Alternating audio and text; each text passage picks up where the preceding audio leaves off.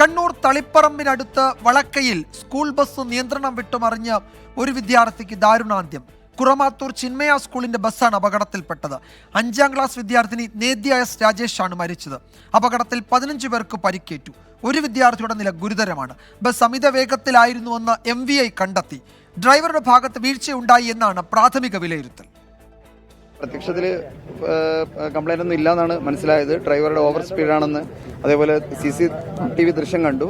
അതിലും അത്യാവശ്യം മനസ്സിലാവുന്നത് ഡ്രൈവർ നല്ല സ്പീഡിലായിരുന്നു വാഹനം. ആ ഒരു ടേണിംഗ് അശാസ്ത്രീയമായ രീതിയിലുള്ള ടേണിംഗ് ആണ്. ആ രൂപത്തിലാണ് അവിടെ റോഡിന്റെ ഡിസൈൻ ഉള്ളത്. ഈ വാഹനം ഡിസംബർ 29 ഇതിന്റെ ഫിറ്റ്നസ് ഡേറ്റ് കാലാവധി കഴിഞ്ഞതാണ്. അതിപ്പം പുതിയ നിർദ്ദേശപ്രകാരം ഫിറ്റ്നസിന്റെ ഡേറ്റ് ഏകീകരിച്ചു കൊടുത്തിട്ടുണ്ട്, എക്സ്റ്റെൻഡ് ചെയ്ത് കൊടുത്തിട്ടുണ്ട്.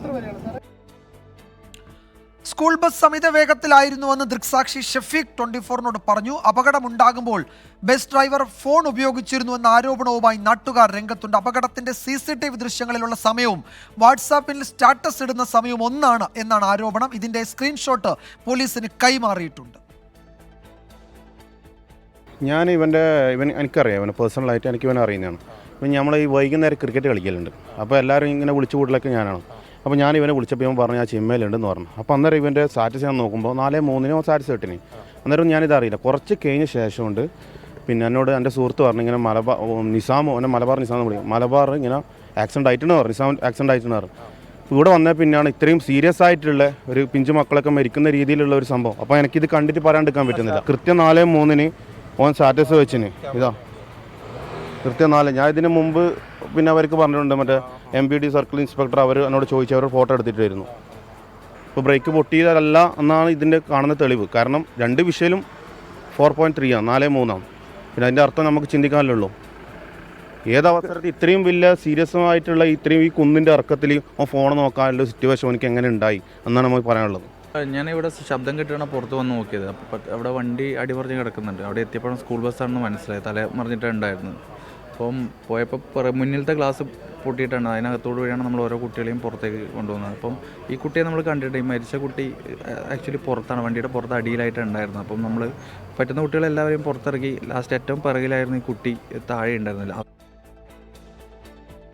അരുൺ പൂപ്പറമ്പ വിവരങ്ങൾ നൽകും കണ്ണൂരിൽ നിന്ന്. അരുൺ, അതിദാരുണമായ സംഭവം. ഇത് യഥാർത്ഥത്തിൽ ഡ്രൈവറുടെ പിഴവാണ് എന്ന് ഏറെക്കുറെ ഉറപ്പിക്കുകയാണ് എല്ലാവരും അല്ലെ? ഇപ്പോൾ പരിശോധന ഉദ്യോഗസ്ഥർ പറയുന്നു, നാട്ടുകാർ പറയുന്നു. തന്നെയുമല്ല, ഇയാൾ ഫോൺ ഉപയോഗിച്ചിരുന്നു എന്ന് ഏതാണ്ട് ഇപ്പോൾ വ്യക്തമായിട്ടുമുണ്ടല്ലേ?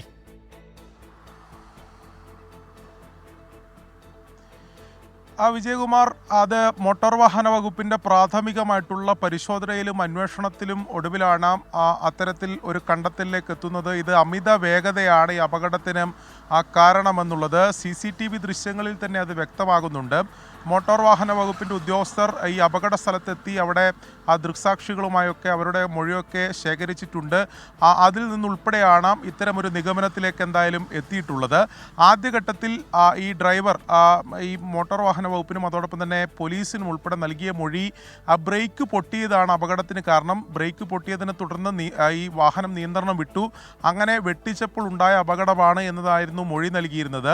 ആദ്യഘട്ടത്തിൽ ജനപ്രതിനിധികളുമായൊക്കെ സംസാരിക്കുമ്പോൾ ബ്രേക്ക് പൊട്ടിയ കാര്യമായിരുന്നു അവരും പറഞ്ഞിരുന്നത്. പക്ഷേ അത് അങ്ങനെയല്ല എന്ന് വ്യക്തമാവുകയാണ്. നാട്ടുകാർ കൃത്യമായ കാര്യങ്ങൾ പറയുന്നുണ്ട്. അതിനൊടുവിൽ ഇപ്പോൾ വിജയകുമാർ സൂചിപ്പിച്ചതുപോലെ തന്നെ ഈ ഡ്രൈവർ ഈ അപകട സമയത്ത് ഫോൺ ഉപയോഗിച്ചു എന്ന തരത്തിലുള്ള ആരോപണമുണ്ട്. അത് വിശ്വസിക്കാൻ കഴിയുന്ന ആരോപണം തന്നെയാണ്. കാരണം അതിൻ്റെ തെളിവുകൾ ഉൾപ്പെടെ നാട്ടുകാരുടെ കയ്യിലുണ്ട്. നമ്മോടിപ്പോൾ സംസാരിച്ചിട്ടുള്ള ഷമീം ആ സ്റ്റാറ്റസ് നേരിട്ട് കണ്ടതാണ്. 4:03, അതായത് വൈകിട്ട് 4:03 ആ സ്റ്റാറ്റസ് അപ്ഡേറ്റ് ചെയ്യുന്നത്. അതേ സമയത്ത് തന്നെയാണ് അപകടം നടന്നതെന്ന് CCTV ദൃശ്യങ്ങളിൽ വ്യക്തമാണ്. എന്തായാലും ആ സ്ക്രീൻഷോട്ട് ഉൾപ്പെടെ മോട്ടോർ വാഹന വകുപ്പിൻ്റെ ഉദ്യോഗസ്ഥർ ശേഖരിച്ചിട്ടുണ്ട്. അതും അവരുടെ അന്വേഷണ പരിധിയിലുണ്ട് എന്നതാണ് നമ്മൾ മനസ്സിലാക്കുന്നത്. അങ്ങനെയാണെങ്കിൽ കൂടുതൽ നടപടിയിലേക്ക് നാളെ മോട്ടോർ വാഹന വകുപ്പും പോലീസും കടക്കുമെന്നതാണ് ഈ ഘട്ടത്തിൽ നമുക്ക് മനസ്സിലാകുന്നത്. ഡ്രൈവറുടെ ഒരു കാര്യം കൂടി, ഇതിൽ ഈ പരിക്കേറ്റ കുട്ടികളുടെ ആരോഗ്യനില എങ്ങനെയാണ്? അതിൽ ഒരു കുട്ടിക്ക് കുറച്ച് ഗൗരവമുള്ള പരിക്കുണ്ടെന്ന് അരുൺ റിപ്പോർട്ട് ചെയ്തിരുന്നല്ലോ. എന്താണ് അതിന്റെ ഏറ്റവും പുതിയ വിവരങ്ങൾ? വിജയകുമാർ, ഇപ്പോൾ നമുക്ക് ഒടുവിലായി ലഭിക്കുന്ന വിവരം അനുസരിച്ച് ഒരു കുട്ടിയുടെ നില ഗുരുതരമായിരുന്നു. ആ കുട്ടിയെയാണ് പരിയാരം ഗവൺമെൻറ് മെഡിക്കൽ കോളേജിലേക്ക് മാറ്റിയിട്ടുള്ളത്. ഗുരുതരമായ പരിക്കുണ്ടെങ്കിലും ആ കുട്ടി അപകടനില തരണം ചെയ്തിട്ടുണ്ട്. ആശങ്കയ്ക്ക് വകയില്ല എന്ന് തന്നെയാണ് ആശുപത്രിയിൽ നിന്ന് ലഭിക്കുന്ന വിവരം. അവിടെ നാട്ടുകാരുൾപ്പെടെയുണ്ട്. അവരോട് നമ്മൾ നേരിട്ട് സംസാരിച്ച ഘട്ടത്തിലും അത്തരത്തിലുള്ള വിവരങ്ങൾ തന്നെയാണ് ലഭിക്കുന്നത്. മറ്റെല്ലാ വിദ്യാർത്ഥികളും നിലവിൽ ആശുപത്രി വിട്ടിട്ടുണ്ട് എന്ന ശുഭകരമായിട്ടുള്ള ആശ്വാസകരമായിട്ടുള്ള വിവരം കൂടി ഈ ഘട്ടത്തിൽ പുറത്തു വരുന്നുണ്ട്. നിലവിൽ ഈ കുട്ടിക്ക് മാത്രമായിരുന്നു അല്പം ഒരു ഗുരുതര പരിക്കുണ്ടായിരുന്നത്. തലക്കല്പം മുറിവുണ്ടായിരുന്നു. അതുകൊണ്ടാണ് തളിപ്പറമ്പ് സഹകരണ ആശുപത്രിയിൽ നിന്ന് വിദഗ്ധ ചികിത്സയ്ക്ക് വേണ്ടി പരിയാരം ഗവൺമെൻറ് മെഡിക്കൽ കോളേജിലേക്ക് മാറ്റിയിട്ടുള്ളത്. ആ കുട്ടി അവിടെ ചികിത്സയിൽ തുടരുകയാണ്. പക്ഷേ ഞാൻ നേരത്തെ സൂചിപ്പിച്ചപ്പോൾ ആശങ്കയ്ക്ക് സാഹചര്യമില്ല. മറ്റു കുട്ടികളെല്ലാം ആശുപത്രി വിട്ടിട്ടുമുണ്ട്. വിജയകുമാർ. ഏതായാലും നേരത്തെ കുറച്ച് ഗുരുതര പരിക്കുണ്ട് എന്ന് പറഞ്ഞ ആ കുട്ടി അപകടനില തരണം ചെയ്തിട്ടുണ്ട്. ചികിത്സയിൽ തുടരുകയാണ്. മറ്റു കുട്ടികൾക്ക് കാര്യമായ പ്രശ്നങ്ങളില്ല എന്നൊരു നേരിയ ആശ്വാസം ഇപ്പോൾ വരുന്നുണ്ട്. പക്ഷെ അപ്പോഴും ഒരു കുഞ്ഞ് മരിച്ചു എന്ന വലിയ സങ്കടം ബാക്കി നിൽക്കുന്നു.